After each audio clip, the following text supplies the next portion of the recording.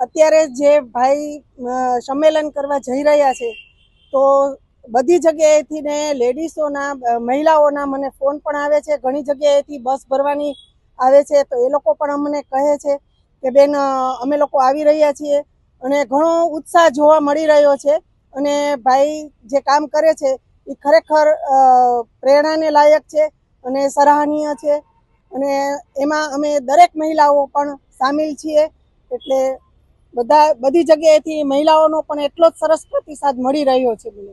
હા, ઘણી જગ્યાએ હતા, મહિલાઓ પણ હતા અને બ્રહ્મ સમાજના લોકો પણ હતા, પણ ત્યાંથી ને એ લોકોને હટાવી દેવામાં આવે છે. એટલે અવગણના તો થઈ રહી છે, એ સત્ય હકીકત છે. અમારો મુખ્ય હેતુ એ છે કે જે આગામી સંમેલન છે એ વર્તમાન સમયમાં બ્રહ્મ સમાજની સામાજિક અને રાજકીય અવગણનાનો મુદ્દો ખાસ છે. આ ઉપરાંત અમારી જે પડતર માંગણીઓ છે, કર્મકાંડી બ્રાહ્મણોને લગતી છે, દેવસ્થાનોને લગતી છે, EWSને લગતી છે, આ તમામ માંગોને અમે રજૂ કરી શકીએ અને અમારી આખો ગુજરાત બ્રહ્મ સમાજ પોતાની લાગણીને વ્યથા રજૂ કરી શકે, એના માટેથી આમ ગણો તો જેને શક્તિ પ્રદર્શન કહી શકાય એવું શક્તિ પ્રદર્શન સ્વરૂપે અમારું સંમેલન આગામી 7 ડિસેમ્બર છે.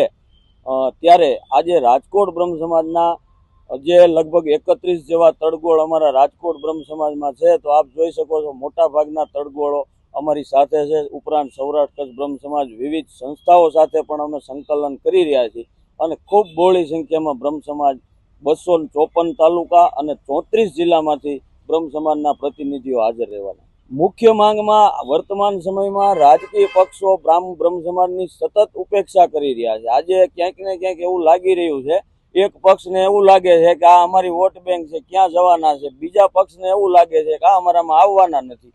એમાં બ્રહ્મ સમાજનું ધીમે ધીમે પ્રતિનિધિત્વ ઘટી રહ્યું છે, ત્યારે મતદારોના રૂપમાં બ્રાહ્મણો સંગઠિત થાય, આ મુખ્ય ઉદ્દેશ છે.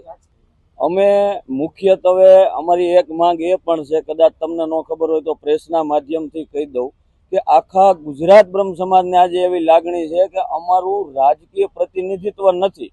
વ્યક્તિગત કદાચ કોઈને આપતા હોય તો એની સામે અમને વાંધો ન હોય શકે, અમે ખુશ છીએ, પણ બ્રહ્મ સમાજને એવું લાગે છે કે અમારા પ્રતિનિધિ જે સમાજ સાથે કનેક્ટ હોય એવા કોઈ પ્રતિનિધિઓ હાલની સરકારમાં અમને દેખાતા.